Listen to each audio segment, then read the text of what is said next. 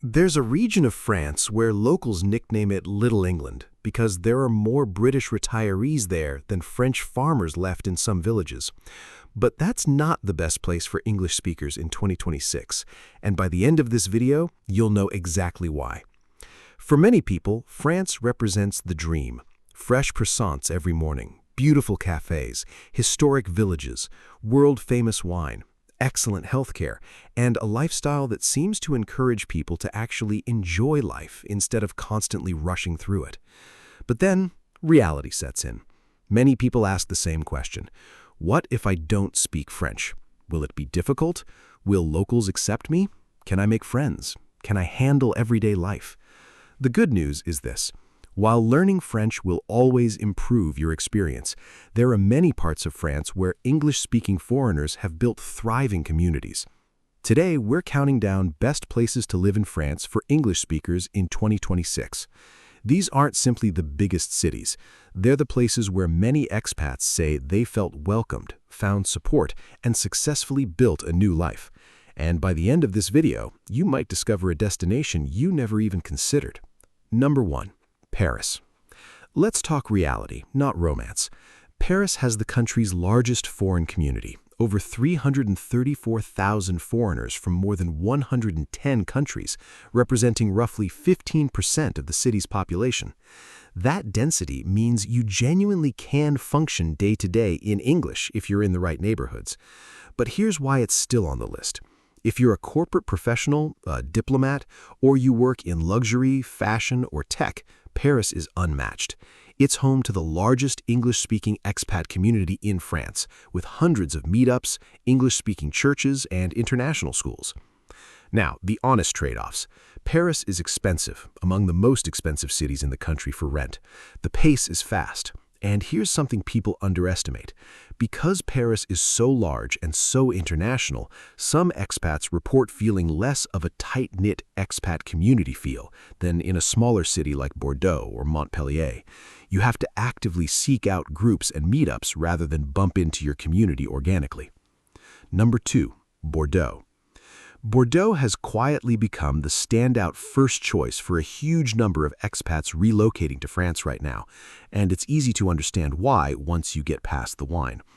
Bordeaux gives you something genuinely rare, a city that feels manageable without feeling small, cosmopolitan without feeling overwhelming, and historically accessible without being overpriced. I say historically because here's an important update for 2026. Bordeaux is no longer the budget option it was a few years ago. It's now the second most expensive city to live in France, right after Paris. Central Bordeaux rents have climbed significantly. Who's Bordeaux right for? Remote workers and digital nomads who want a high quality of life without big city intensity, wine and food lovers, and families wanting bilingual education in a walkable, safer environment than Paris. Number 3, the Dordogne. This region has earned a nickname that's honestly a little on the nose. Locals call it Little England because the British expat population here is so large and so established. Here's why it works. The Dordogne combines genuinely stunning countryside, rolling hills, medieval villages, vineyards, the Dordogne River itself, and property prices that are dramatically lower than Bordeaux or Paris. We're talking average property prices around 125,000 euros, which is almost unthinkable if you're coming from a major UK or US city.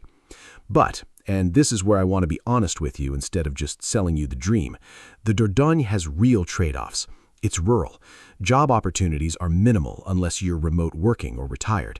And the town that gets recommended constantly online, Sarlat, is genuinely beautiful but functions almost like a tourist film set, packed in summer, noticeably quiet in winter. If you're picturing year-round vibrant village life, visit in January before you buy, not just in July. Strasbourg is the most underrated city for English speakers in France. Why? Because it's literally the seat of the European Parliament. English is widely spoken here, not just in government, but in cafes, co-working spaces, and social circles. The catch is winters are cold, like genuinely freezing, and it's smaller, around 280,000 people, so if you need big city energy, this might feel quiet. But for EU professionals, academics, or anyone who wants international life without Paris prices, Strasbourg is a hidden gem. Toulouse.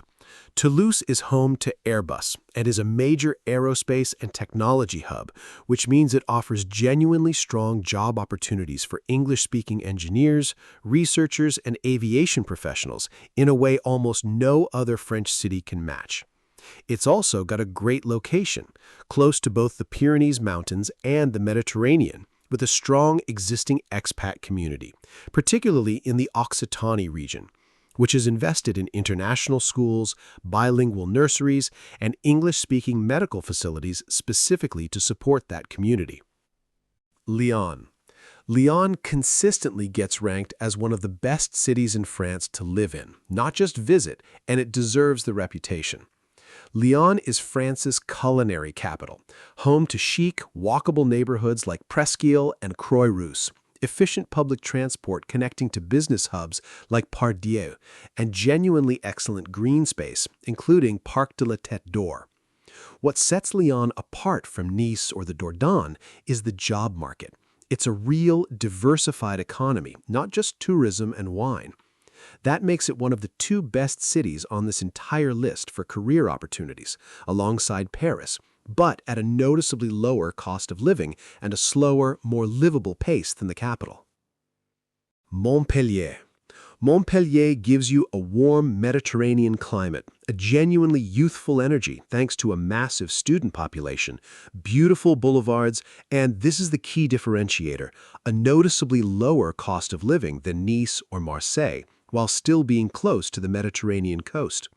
The city's small, walkable footprint combined with an extensive tram network makes it easy to navigate without a car, which a lot of American and Canadian expats in particular find refreshing. One honest caveat, Montpellier requires a bit more intentionality than Bordeaux. It's less immediately plug and play. You'll want a clearer sense of what you want your daily life to look like before you land, because it doesn't hand you the same turnkey expat infrastructure Bordeaux or the Dordogne does.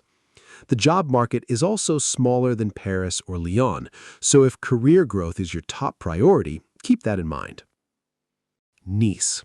Nice has the largest, most established English-speaking community in France outside Paris. The Promenade des Anglais was literally built by the British in the 1800s. The American Club of the Riviera has been running for decades, and Nice Côte d'Azur Airport is the busiest in France outside Paris, with seasonal direct flights to the US.